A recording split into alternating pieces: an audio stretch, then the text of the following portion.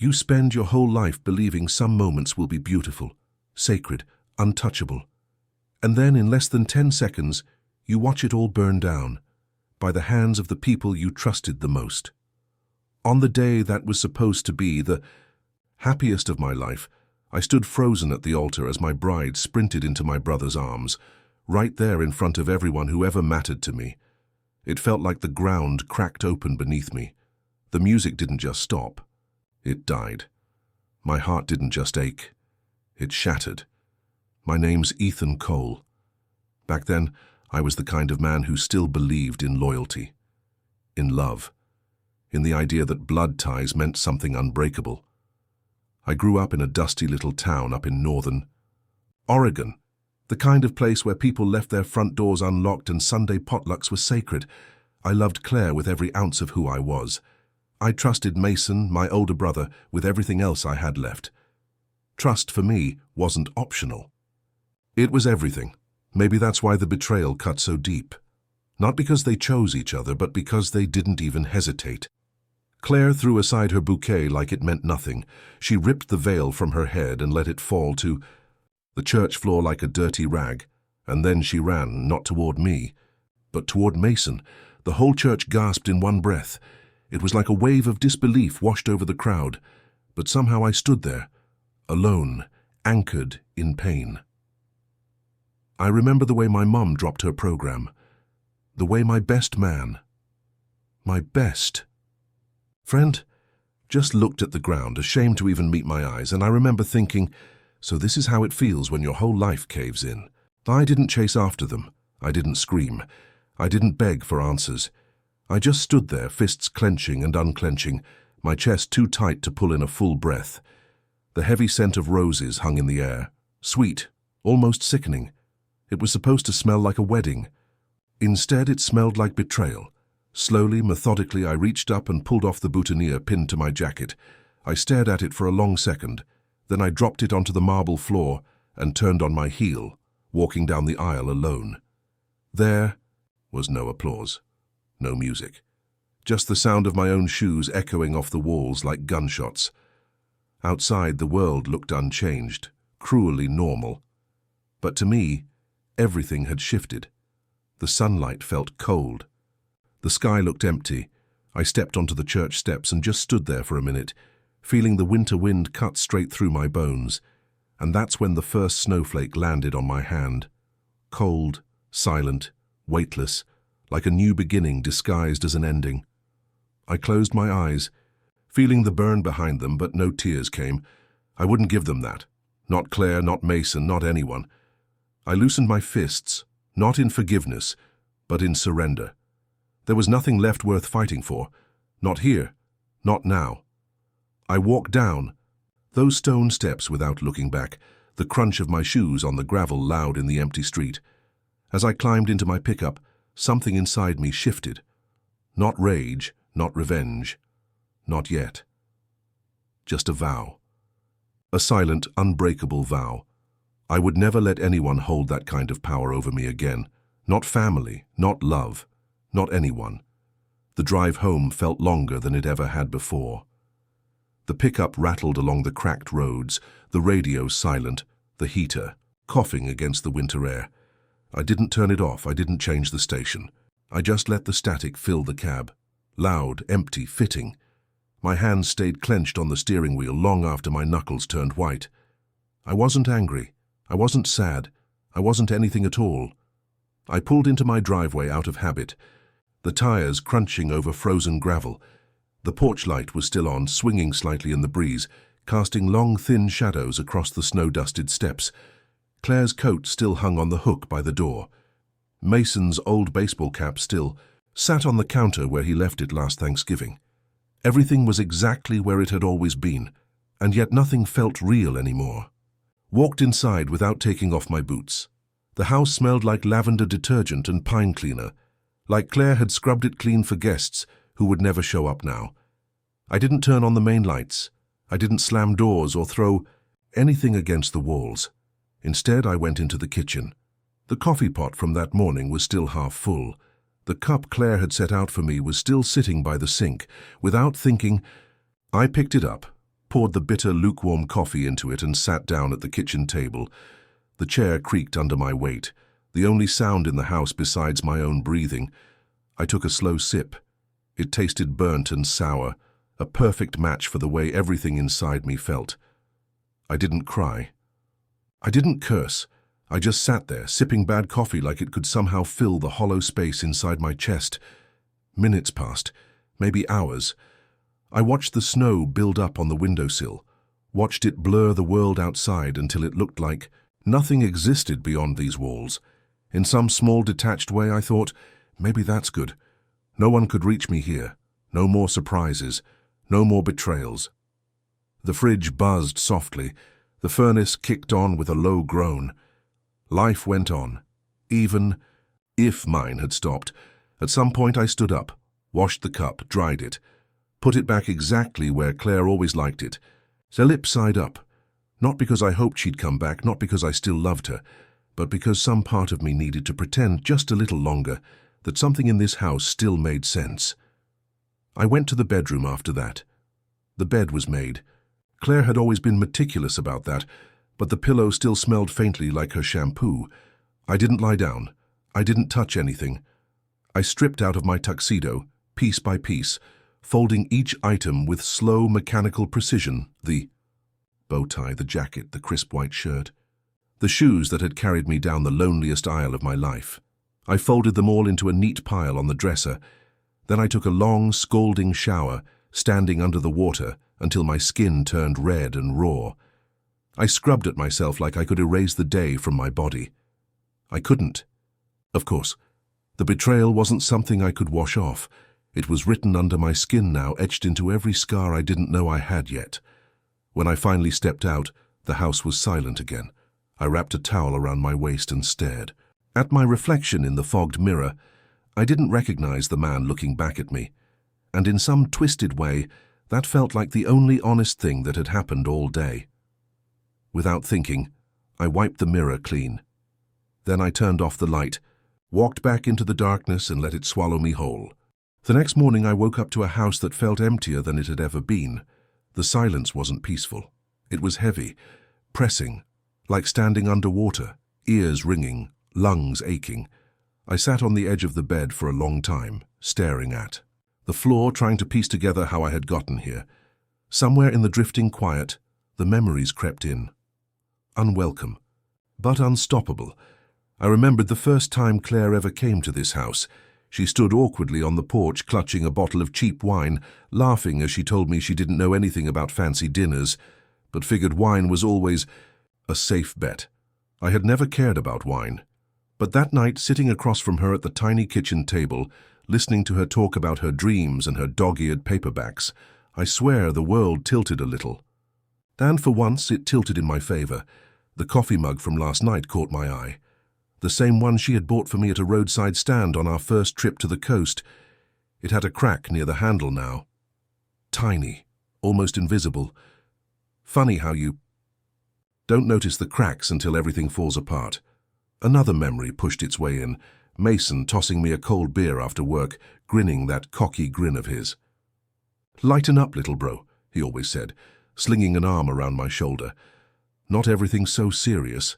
Back then, I thought he was just being playful. Now, looking back, I realized some people smile at you just to measure the softest place to stick the knife. I rubbed my hands over my face, trying to push the memories away, but they kept coming, relentless. Claire sneaking into my arms on the couch, whispering, "You're my safe place."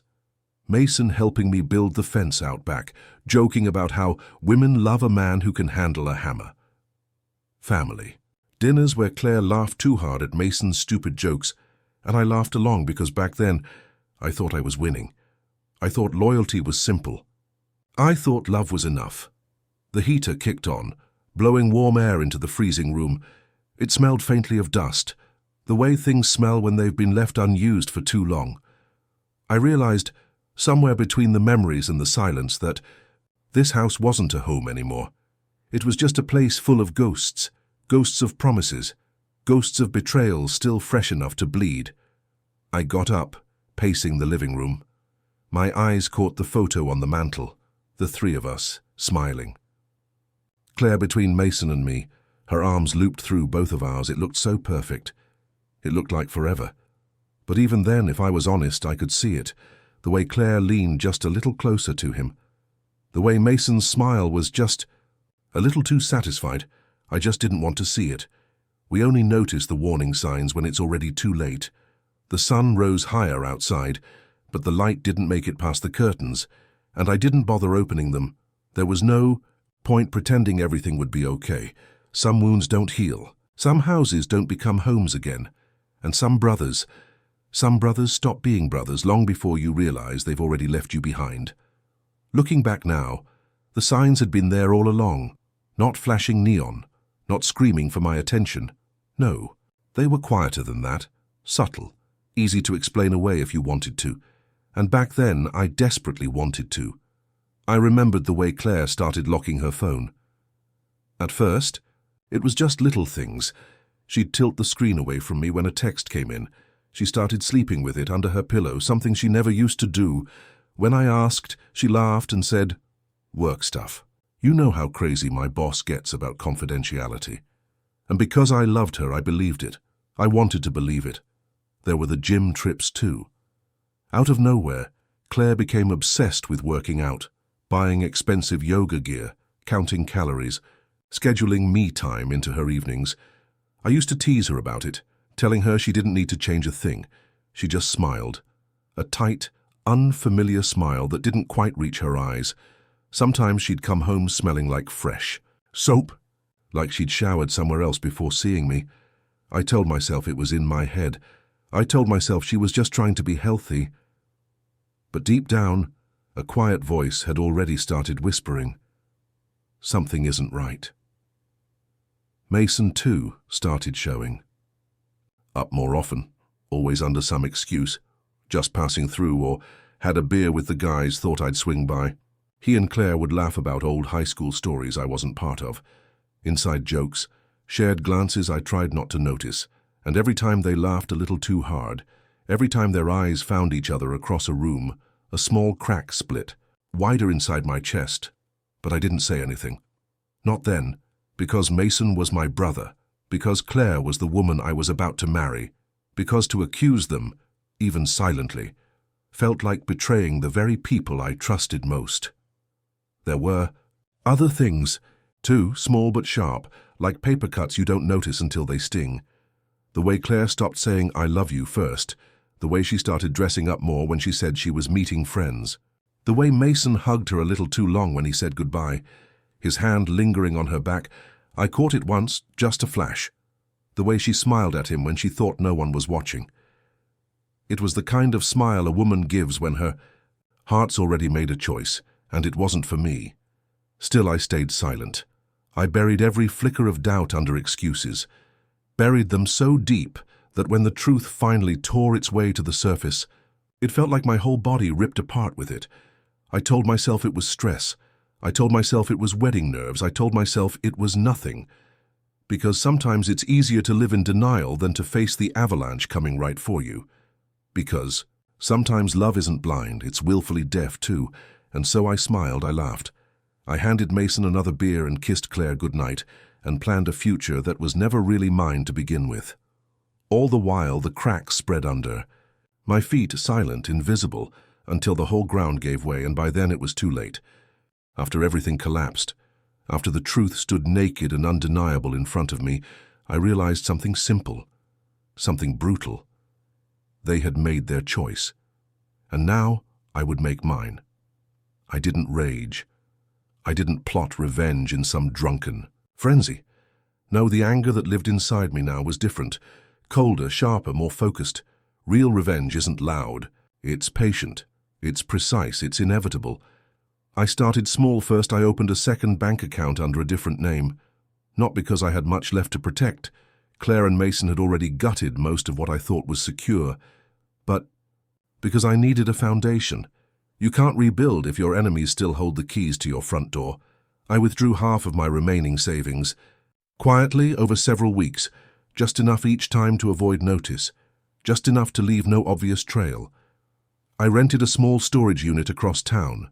Cash payment, fake name, no paper trail. Inside it, I began storing copies of everything. Bank statements, property deeds, phone bills, text logs, every scrap of evidence I could get my hands on. I wasn't just planning an escape. I was planning a reckoning. Every day I played my part perfectly. I went to work. I smiled at neighbors. I answered Mason's occasional texts with casual one-word replies. I let Claire continue living in the illusion that I was broken, defeated, harmless. The best traps are the ones you walk into willingly, thinking you're still in control. I changed passwords, opened new credit lines in my name only, started researching lawyers, not flashy ones, but the kind who knew how to dig quietly, how to bleed someone dry without ever stepping foot inside a courtroom.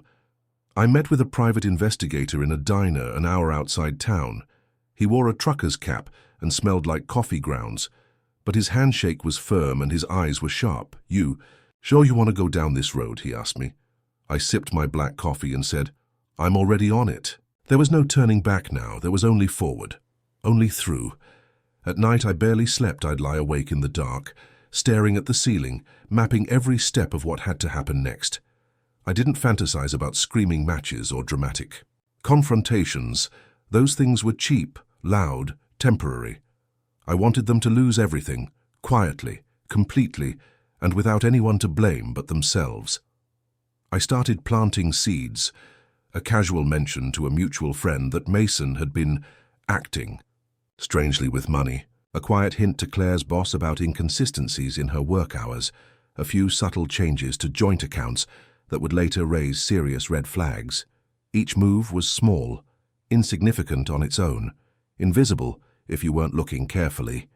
But together, they formed a slow, tightening noose, one they would never see coming until it was too late. The hardest part was the waiting, smiling when I wanted to scream. Sitting across from Claire at dinner, listening to her talk about wedding vendors and honeymoon plans, knowing she had already traded my future for her own selfish hunger. But I kept my hands steady. I kept my voice calm. I kept my mask in place, because real revenge isn't about anger. It's about discipline. It's about becoming the storm they never saw brewing on the horizon, and when the time was right, when everything was lined up perfectly, I would strike, and they would never, ever recover. I always thought betrayal was a single act, one sharp knife between the ribs, one moment you could point to and say, "That's when it happened. I was wrong." Betrayal is layered. It's 1,000 tiny cuts you don't feel until you're already bleeding out. It started with a bank statement. The private investigator I'd hired, his name was Joe, slid the manila folder across the diner table, grease stains from breakfast eggs still fresh on the formica. "How you might want to brace yourself," he said, not unkindly. I didn't open it right away, just sat there staring at it, the weight of it sinking into my bones. When I finally flipped it open, the truth didn't slap me in the face. It sank in slowly, like cold water rising over your head. There were transactions, dozens of them, that I never authorized. Loans taken out in my name, credit cards maxed out and closed, accounts drained without a word. And the signatures? Mine, perfectly forged. It wasn't just that they had betrayed me emotionally, they had buried me financially too. The worst part? It had been happening long before the wedding. Long before Claire ever slipped that engagement ring onto her finger, and promised forever. They had been planning it. Together, Mason's name appeared too, tied to shady shell companies, fake investments, consulting fees that siphoned off my earnings little by little. Claire had access to my passwords. Mason had the charm to get into boardrooms. Together, they had picked my life clean like vultures circling a still warm corpse. It wasn't a love story. It was a heist. And I was the mark. I turned page after page, each one heavier than the last. Phone records, emails, a particularly brutal text thread where Mason joked about how easy I was making it. "Dude still thinks we're family," Mason had typed, followed by a string of laughing emojis. Claire's reply was worse. "Let him. The longer he trusts us, the easier it gets." I didn't know a heart could break twice for the same betrayal, but somehow mine did. Joe stayed quiet while I read, nursing his coffee. When I finally looked up, my hands were trembling. "You want to keep going?" he asked, voice low. I nodded. Once. Of course I did. Because now it wasn't just about broken vows, it wasn't even about lost money. It was about dignity, about justice, about burning their little empire to the damn ground. Joe outlined the plan, freezing joint accounts without warning, filing quiet but powerful legal complaints, setting up a civil suit so airtight it would suck every last dollar from them before they even realized what was happening. Timing's everything, Joe said, scribbling notes on a napkin. You move too soon, they'll circle the wagons. You wait too long, they'll disappear. You ready?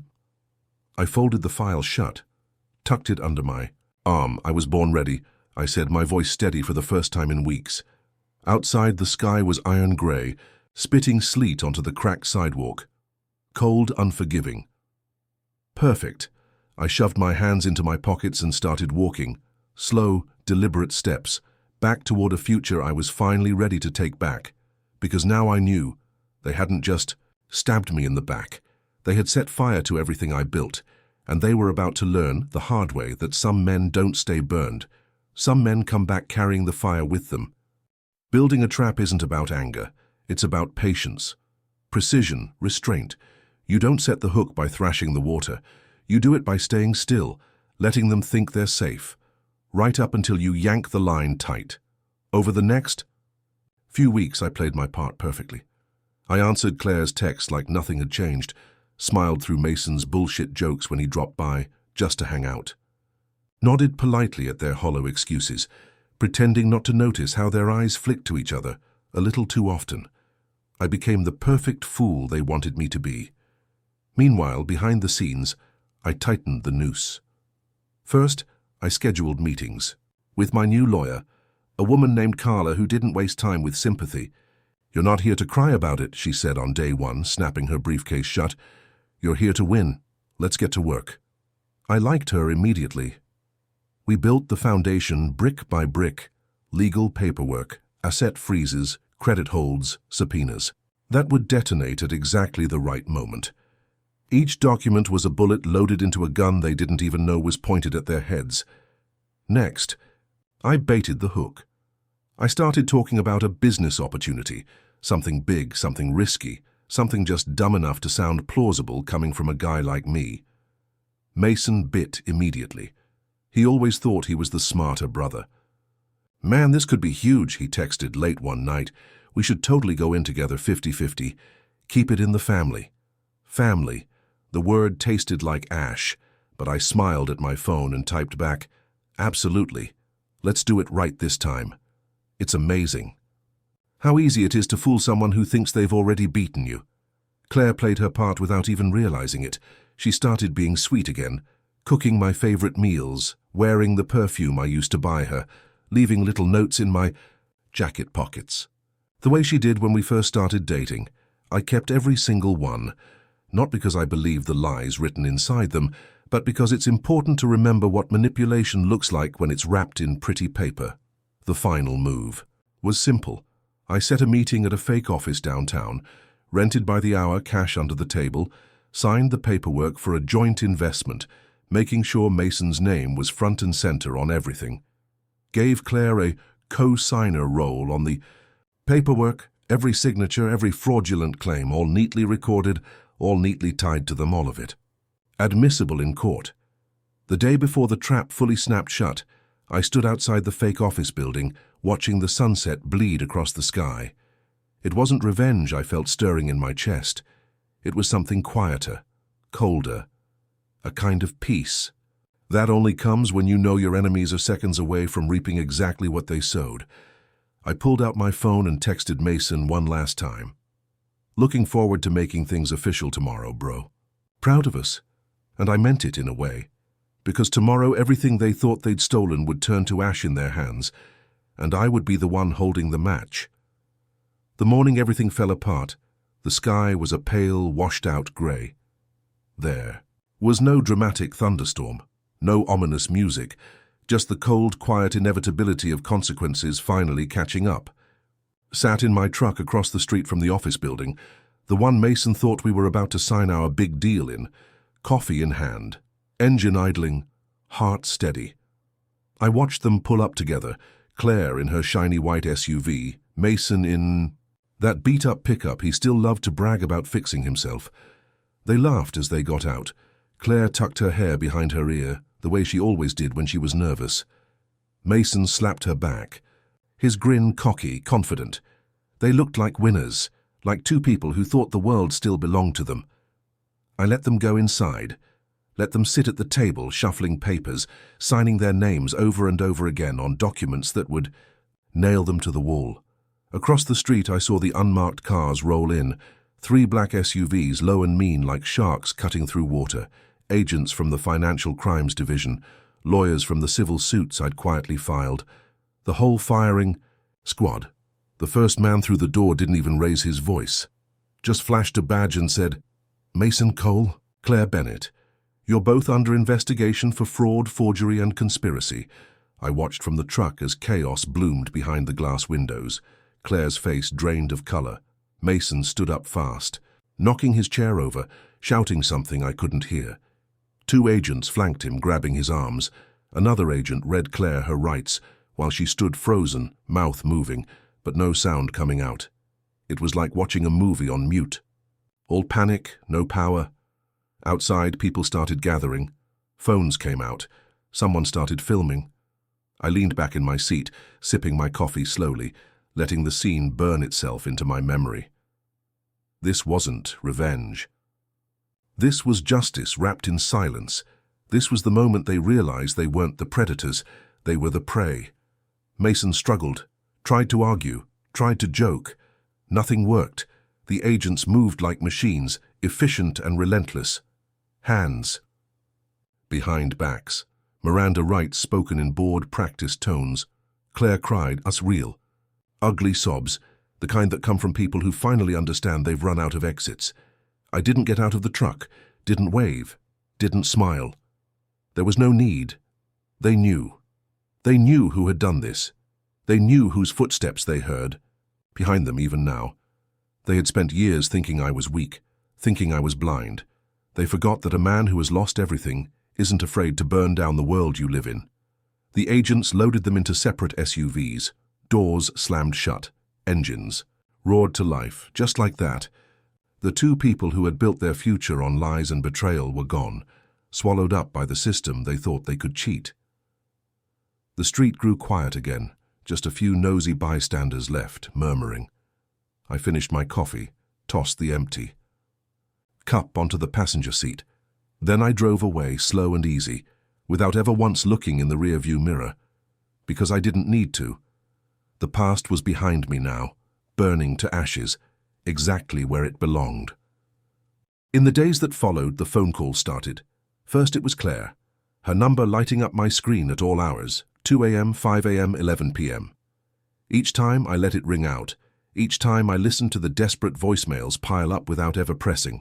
Play. Then Mason tried texts, emails, half-baked apologies and flimsy excuses. Too little, too late, too broken to matter. One evening a letter arrived. No return address, but I recognized the handwriting instantly. Claire's loops and swirls, the same ones that once wrote "I love you" on sticky notes tucked into my lunches. I didn't open it. I didn't need to. Sometimes silence is the loudest answer you can give. But fate, or maybe arrogance, wasn't done yet. 2 weeks after the collapse, Mason showed up at my doorstep. No warning, no shame, just a battered pickup truck in my driveway, and a man standing there like he had any right to ask for forgiveness. I opened the door.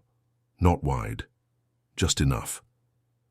We stood there for a long moment, the cold air slicing between us.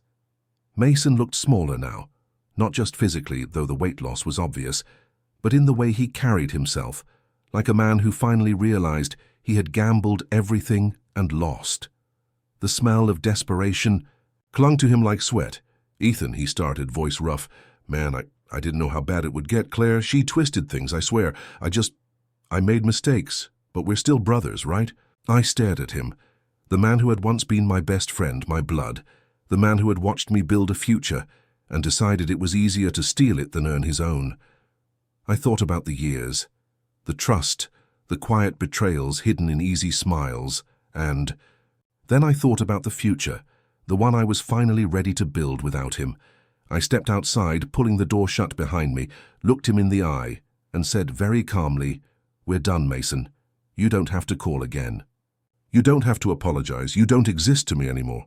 He opened his mouth, and maybe to beg, maybe to argue, but I didn't wait to find out. I turned and walked back inside, closing the door with a soft click. No screaming. No second. Chances, just silence, final and absolute. I stood there in the hallway for a long moment, breathing in the stillness. The house felt different now, not lighter, not happier, but cleaner. Free of ghosts. Sometimes closure isn't a conversation. Sometimes closure is simply choosing yourself over the wreckage someone else left behind. Through the front window, I watched Mason linger on the porch for a few minutes, shoulders slumped, head bowed. Then he turned, got into his truck, and drove away. No dramatics, no fireworks, just a slow, pitiful retreat into the night. Exactly the way betrayal deserves to end. Not with a bang, but with a whimper nobody will remember. And for the first time in a long, long while, I didn't feel anything at all. Not anger, not grief, not regret, just peace. Cold and clean as new snow. Healing doesn't come with a parade. Itiwe. Doesn't come with banners or fireworks or standing ovations. It comes quietly. Like morning light slipping through cracked blinds, so soft you don't even notice it at first. After Mason drove away that night, I didn't celebrate. I didn't go out drinking. I didn't post triumphant messages on social media. I just stood in my empty house, listening to the silence, letting it settle into the cracks they had left behind. And then, little by little, I started over. I sold the house first. Too many ghosts in the walls, too many memories heavy in the air. I bought a small cabin 2 hours outside town, tucked up against the woods, where the mornings smelled like pine and the nights stretched on forever without a single streetlight. I didn't bring much with me, a couple of duffel bags, my tools, a battered old guitar I hadn't touched in years, and a German Shepherd rescue named Ranger, who had seen his own share of battles before he found me. We were two battered souls who didn't need fixing, just peace. Days bled into weeks, slow, simple, good. I chopped wood, fixed the roof, built shelves with my own hands, the way my grandfather once taught me. There was something about working with wood, the slow, patient process of turning something rough and broken into something strong and whole, that healed parts of me I didn't know were still bleeding. Nights were colder. I'd sit on the porch with Ranger at my feet, watching the stars carve paths across the black sky. No noise, no betrayals lurking behind closed doors, just the endless open silence of a life finally my own. It wasn't glamorous, it wasn't perfect, but it was mine. Every broken, beautiful inch of it. Sometimes on the loneliest nights, the memories would creep back in. Claire's laughter, Mason's easy lies, the sting of it all. I didn't fight them. I let them come, let them drift through me like smoke. And then I let them go, because surviving isn't about forgetting. It's about remembering without letting it own you. One morning, I found an old letter tucked into a book I'd packed by accident. It was from a Navy wife I'd once helped during my short stint with Veterans Affairs. A thank you note, handwritten in shaky ink. "You saved us when we had nothing left," she'd written. "You reminded me that good people still exist." I sat there holding the letter, Ranger's head resting heavy against my leg, and for the first time in a long time, I smiled. Not because everything was okay, not because the past didn't hurt, but because somehow through all of it I was still standing.